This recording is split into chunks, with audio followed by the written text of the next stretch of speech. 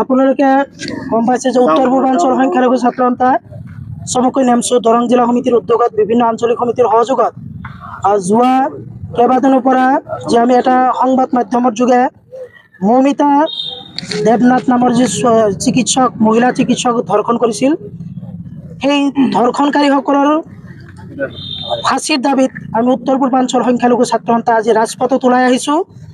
আৰু আপোনালোকে নিশ্চয় জানে যে এই ধৰ্ষণ কাৰ্যৰ লগত যিসকল জড়িত হৈ আছে তেওঁলোকক অতি সোনকালে আইনৰ আওতাত আনিব লাগে আৰু ৰাজহুৱাভাৱে তেখেতক ফাঁচী বা তেখেতক ৰাজহুৱাভাৱে যিটো আইনী ব্যৱস্থা গ্ৰহণ কৰিব লাগে। আৰু এটা কথা ইতিমধ্যে আপোনালোকক জনাই থওঁ যে এই ধৰ্ষণ কাৰ্য অকল আজিয়ে নহয়, আজি প্ৰায় 2002 চনত বিলকিছ ভানু নামৰ যিজন মহিলাক মুছলমান মহিলাক ধৰ্ষণ কৰা হৈছিলে, তাই যদি আজি ন্যায্য পালে হয়, তাই যদি আজি ন্যায় পালে হয়, আজি মৌমিতা দেৱনাথে কিন্তু এই ধৰ্ষণ কাৰ্যৰ বলি হ'ব নোৱাৰিলে হয়।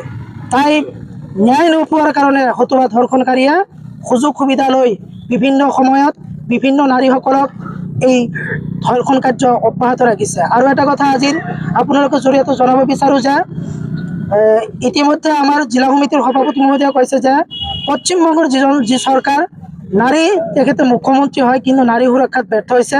আমি উত্তৰ পূৰ্বাঞ্চল সংখ্যালঘু ছাত্ৰ সন্থাৰ তৰফৰ পৰা মমতা বেনাৰ্জীৰ পদত্যাগ দাবী কৰিছোঁ, অন্যথাই আমি ৰাজপথত আমি সাংবিধানিক হিচাপে আৰু এই সংগ্ৰাম আমি অব্যাহত ৰাখিবলৈ চেষ্টা কৰিম। প্ৰশাসনক কি ক'ব?